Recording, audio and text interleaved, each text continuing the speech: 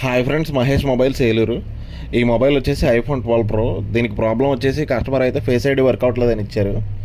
ఇది చూస్తే మీకు అబౌట్లో అయితే ఫేస్ ఐడి ఇష్యూ ఉన్నట్టు చూపిస్తుంది. అలాగే పాస్కోడ్లోకి సెట్టింగ్స్లోకి వెళ్తే ఇక్కడ ఫేస్ ఐడికి సంబంధించినవన్నీ హైడ్లో ఉన్నాయి. దీనికి ప్రాబ్లం వచ్చేసి ఫేస్ ఐడి స్ట్రిప్ అయితే డ్యామేజ్ అయిందండి. నేనైతే న్యూ స్ట్రిప్ వేసిన ఫేస్ ఐడి పనిచేయదు.